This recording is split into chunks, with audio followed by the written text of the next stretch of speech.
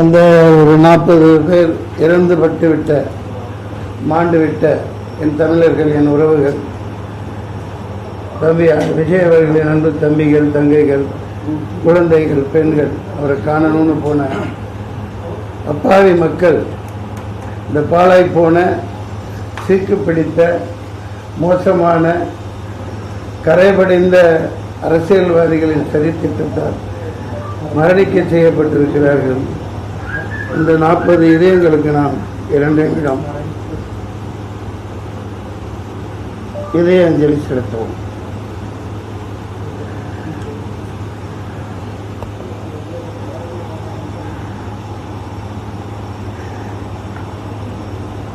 தமிழகத்தின் நாளைய தீர்ப்புன்னு சொன்னேன்.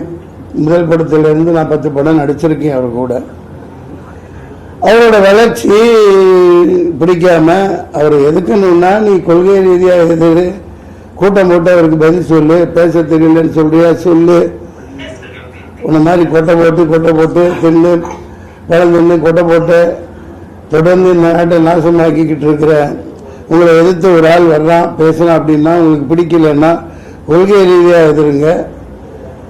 4 கூட்டங்கள் மேல் நடந்திருக்கு, நாங்களும் பார்த்துக்கிட்டு தான் இருக்கோம். 4 லட்சம் 5 லட்சம் இப்படி மக்கள் கூடுறாங்க.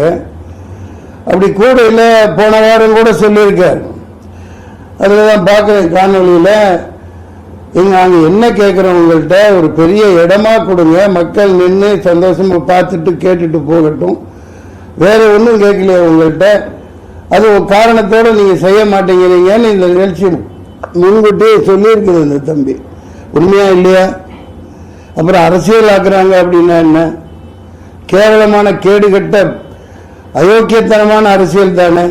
சொந்த மக்கள் அப்படி காவு கொடுக்கலாமா? சொந்த மக்களை சொந்த ஊர்க்காரங்களை காவு கொடுத்துட்டு நல்ல வேஷம் போட்டுட்டு இருக்காங்க. இதுக்கு ஒன்றும் மேல என்ன சொல்றதுன்னு தெரியல.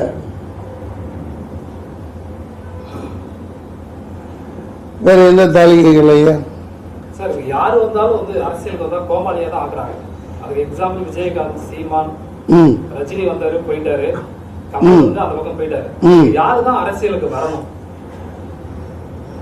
அத நீங்க தான் சொல்லணும். மக்கள் இப்ப சொல்லுவாங்க, 6 மாசத்துல சொல்லுவாங்க யார் வரணுங்கிறத மக்கள் தீர்மானிப்பாங்க. நீங்க சொல்றது உண்மைதான். சில பேர்கள் சொன்னீங்க, அவங்க கோமாளித்தனமா நடந்துக்கிட்டாங்க, நம்மளை கோமாளி ஆக்கிட்டாங்க. சில பேர் முடியாம கோமாளியா இருப்பதே நல்லதுன்னு ஒதுங்கிட்டாங்க. பல ஜாம்பவான்களை விலை கொடுத்து வாங்கிட்டாங்க. ஒரு மிகப்பெரிய திமிங்கலமா முதலையா அடக்க ஆள் இல்லைன்ற மாதிரி போய்கிட்டு இருக்காங்க. இது ரொம்ப நாளைக்கு இந்த பருப்பு வேகாது. 6 மாசத்துல மக்கள் இதுக்கான தீர்ப்பு தருவாங்க. அது அந்த பாடல்கள்ல தான் சொல்லியிருக்கேன். ஏழை எளியவர் வரணும், குடியானவர் வரணும், தொகுதி மக்களுக்கு என்ன தேவையோ அதை இந்த தமிழ்நாட்டை உயிர்விக்கிறதுக்கு யார் தேவையோ அவங்க வரணும், ஏழை எளியவர்களை காக்கிற வரணும். அப்படி சொல்லிட்டு இருக்கீங்கள, அந்த ஏழையவர்களை குழிக்குள்ள தள்ளி போட்டு புதைச்சி உடனே வந்து நின்று நான் தான் காப்பாத்துறேன் ஓடிட்டாப்ல, இந்த மாதிரி அரசியல் பண்ணிட்டு இருக்கிறத மக்கள் பார்த்துட்டு இருக்காங்க. I support unconditional support to Vijay. You keep going on, you keep on working, the rest of the things people will decide. மக்கள் தீர்மானிப்பாங்க. சார், இந்த கரூர் விவகாரத்துல உயிரிழந்தவங்களுக்கு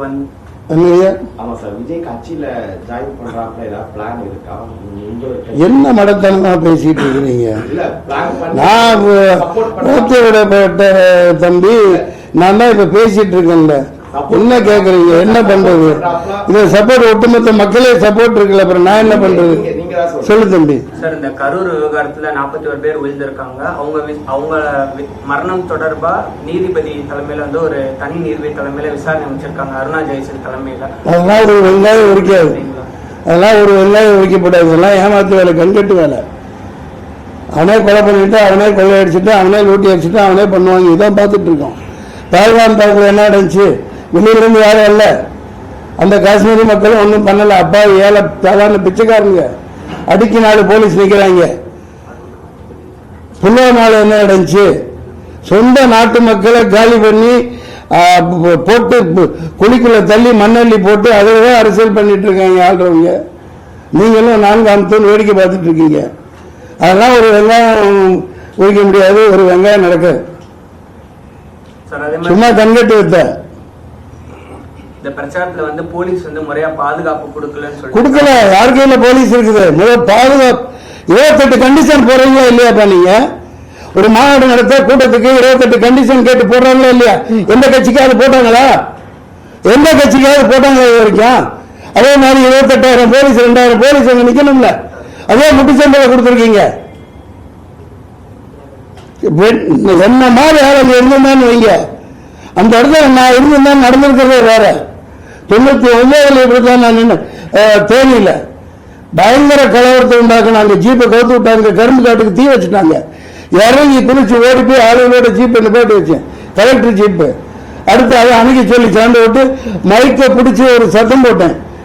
நடக்கிறது வேற. என்ன போலீஸ் எங்க இருந்து வந்தாலும் என்னன்னு தெரியல, கட்டுக்குள்ள கொண்டாந்தாங்க. கொஞ்சம் என்ன ஆணையம் போட்டு குளிக்குள்ள ஏறி மூடி சமத்துவ ஜனகனை பாடிருப்பாங்க. இது அரசியலா? கேவலமா இல்ல? அயோக்கியத்தான அரசியல் பண்ணிட்டு இருக்காங்க, ஏமாத்திட்டு இருக்கீங்க. அனுமதி கேட்கும் போது 10,000 பேர் சொல்லியிருக்காங்க. நீ கொச்ச பச்சை குழந்தை தன்னம்மா 10,000 பேர் அப்படித்தான் சொல்லுவாங்க. 20,000 பேர் சொன்னா உங்களுக்கு பர்மிஷன் கிடையாதுன்றான். போலீஸ் பத்தி தெரியாதா? போலீஸ்காரங்க நல்லவங்க. அவங்க என்ன செய்வாங்க? மேல என்ன ஆர்டரோ என்ன உத்தரவோ அதுபடி அவங்க நடந்துக்குவாங்க. அவ்வளவுதான் அவங்களால முடியும். அனுமதி கேட்கல 10,000 பேர் வருவாங்க அப்படித்தான் கொடுக்கணும்.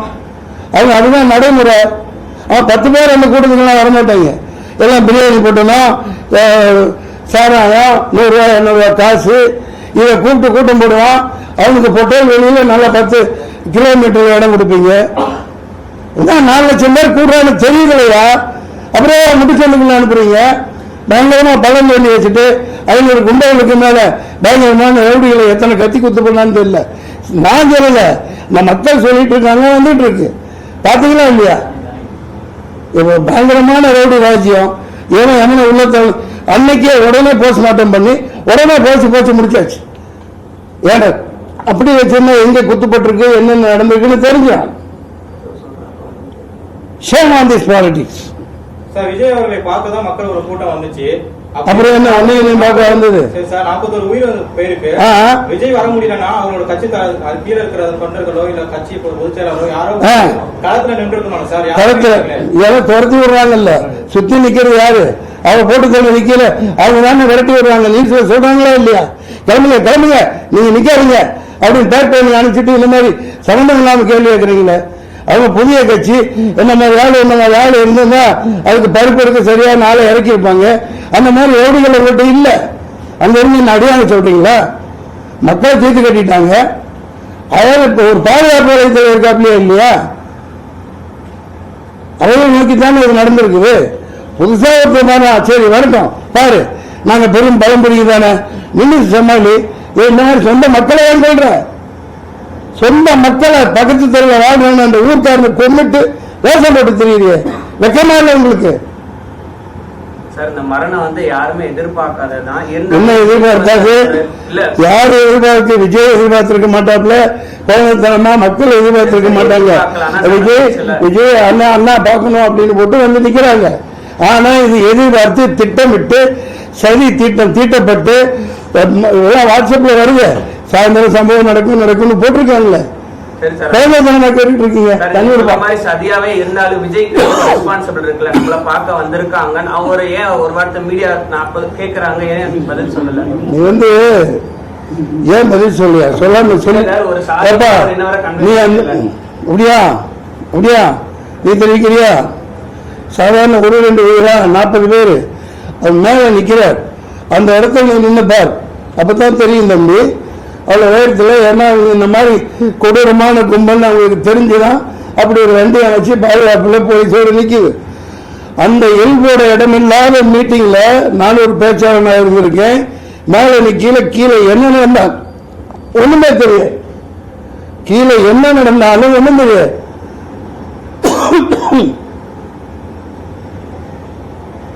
செருப்பு வீசுறான், தள்ளி வீசுறான், கெட்ட வார்த்தை திட்டுறான், ஒவ்வொருத்தருக்கும் கூப்பிட்டு விஜயகாந்த் மாதிரி கண்டிச்சுக்கிட்டு பண்ணிட்டு இருக்க முடியுமா? எவ்வளவு பெரிய ஆபத்துல. நான் அது வண்டி உள்ள போயிலே பார்த்துருந்தேன்னா திருப்படா வேண்டிய பெட்ரோல் வலிக்க விடுறா பார்த்துக்கலாம் போலீஸ் கேஸ் அப்படின்னு அப்படி இருந்து போடலாம். இவங்க மதிக்கிறத இல்லை, கொஞ்சம் கூட பிரயோஜனம் இல்லை. தெரிஞ்சதான காவல்துறை அப்படி ஒரு சந்துக்குள்ள போய் நிப்பாட்டுறாங்க. திட்டமிட்ட சதி. இதற்கான தண்டனை 6 மாசத்தில் கிடைக்கும். அதே இடத்துலதான் எடப்பாடி வந்து கேம்பெயின் பண்ணாரு. சரி, அதுக்கு என்ன இந்த 40 பேர் சாகுதா?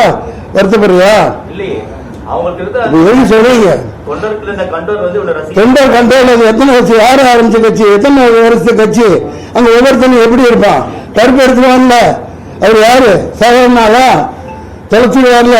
எடப்பாடிக்கு அவ்வளவுதான் கூட்டம் போகும். இவருக்கு 4 லட்சம் பேர் வருவாங்க. இந்த எருமைகளுக்கு தெரியாதா?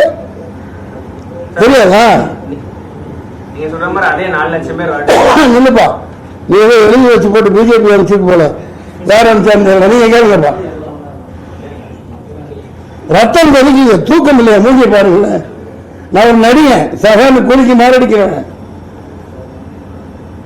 இவ்வளவு பிரச்சனை வந்து விஜய் வந்து அங்க டக்குனு எஸ்கேப் ஆயிட்டாரு. பைத்தியம் நானு. போலீஸ்காரன் துரத்தி வருவான், இங்க இருந்து போங்க, இப்படி இப்படி ஆயிடுச்சுங்களா? எல்லா நாடகமும் அவங்க நடத்துறாங்க. இங்க பாரு, அந்த சொல்றதுக்கு தானே இந்த திட்டமே. துரத்தி விட்டு போட்டு அடுத்த நிமிஷம் வர முடியுது இல்ல? அடுத்த நிமிஷம் ஏதாவது வந்தா நாங்க நிற்க முடியுமா? நம்மளு நிப்பீங்களா? இது எவ்வளவு பெரிய பக்கா பிளானிங். அடுத்த நொடி டக்கு டக்கு டக்கு டக்குன்னு வர்றாங்கல்ல, கேட்கறான்ல. 66 பேர் செத்தானு சொல்ல சொல்றாங்க. கள்ளக்குறிச்சியில் செத்தார்கள், அங்க போய் நின்றுங்களா? விளக்கண்ண என்ன கேள்வி கேட்கிற நீ? நின்று அவரை சேர்த்து சமாதி கட்டுறதுக்கா? ஓடிகள் வச்சுட்டு நிக்கிறாங்க. பதிவேசனமா கேள்வி கேட்கறீங்க. யதார்த்தத்தை பேசுங்க, மக்களுக்கு உண்மை சொல்லுங்க. டிச் பண்ண கருவியா நீங்க இங்க வராதீங்க. நான் எனக்கு என்ன கூட நடிச்சேன். மக்கள் பார்த்துக்குவாங்க, மக்கள் பார்த்துக்குவாங்க. நான் ஒரு நடி, அதேதான் சொல்றேன். இப்ப அவர் வராம இருந்திருந்தா என்ன சொன்னீங்க? வீட்டுக்குள்ள இருந்து அரசியல் பண்றார், வீட்டுக்குள்ள இருந்து ட்விட்டர்ல போடுறாங்க. வெளியே வந்தா அப்படி மக்களை வச்சு சாப்பிடுப்பீங்க. இப்ப எப்படி வெளியே வர்றது? யார் பாதுகாப்புல வர்றது? சொல்லுங்க. போறோம். நன்றி, வணக்கம், சந்திப்போம். நல்லதே நடக்கும். யாரும் கேட்கறீங்க தெரியல. நன்றி, வாழ்க்கை வளர்க. தப்பு செய்தவன் தண்டனையை அனுபவிப்பான். அவ்வளவுதான். ரத்தத்தில் தமிழன் இருக்கு. அது நாளைக்கு ஐடியா இருக்கு, சேர்றது இருக்கு. இது அது எப்ப நடக்குமோ அது நடக்கும். அதை பத்தி எல்லாம் எனக்கு கவலை இல்லை. உணர்வு பூர்வமா ஒருத்தனுக்கு இப்படி தமிழ் இனத்தை கொண்டு ஒரு சொந்த மக்களை சாலடிச்சு அரசியல் பண்றான். அதை கண்டிக்கிறது என் தலைய கடமை. நான் கண்டிக்கிறேன். நான் சொல்றதுக்கு ஒண்ணுமே இல்லை. அது அவர் பார்த்துக்குவார். அவருக்கு இருக்கு எல்லாம். ஒரு கட்சியை நடத்திட்டு போறவருக்கு இருக்கு. நான் அரைவரை சொல்ற அளவுக்கு எல்லாம் சத்யராஜ் மேல ஆள் கிடையாது. அவர் பெரிய மனுஷன், உயர்ந்த மனுஷன்.